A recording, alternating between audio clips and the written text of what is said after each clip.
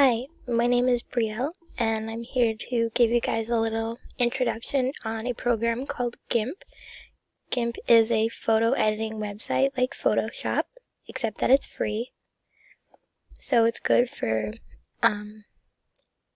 classrooms if you need to use it.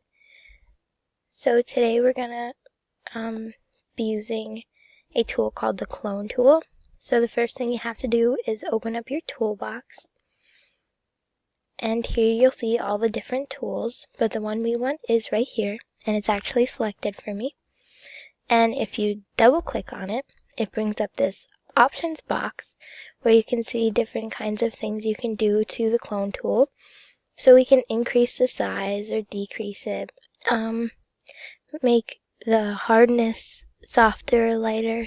We can also change the shape, but I like the one it's on, so we're going to save it. And we'll leave this for later, because now we're going to go and open up our image. Now you can use any image you like, but I'm just going to use this one for an example. And this is a picture of my dog.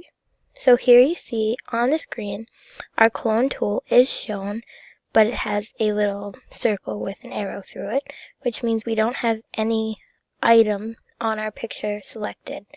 And it's actually a little tiny for what we're going to be doing.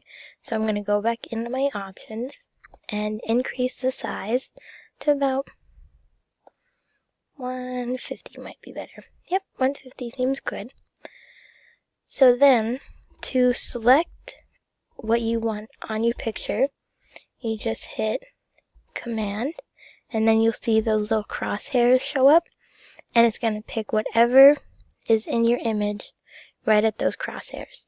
Now you'll see I have it selected right there, and I can just go right in and get rid of some of those things like this little brown dot or this line over here. And as you see, it moves with me. So if I accidentally go up to the finger, it's going to copy that finger, but it goes right back to where we started, so I can go back in and get rid of that. And mostly I use the clone tool to do things like this, to get rid of little blemishes. You can also go in real close and say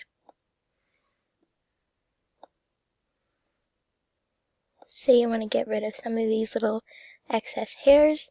You just hit that command again and your crosshairs show up. So you right click and it stays in place for you. And then you just click away some of those hairs. And then you can zoom back out.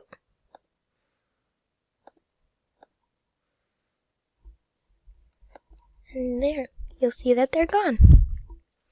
And there's other ways to use the clone tool, and you can get creative with it, but this is the most basic option, and I think it'll be really good to help with students in photography classes, or if they just want to learn about different uses of technology. I think this would be a really good tool for them to use.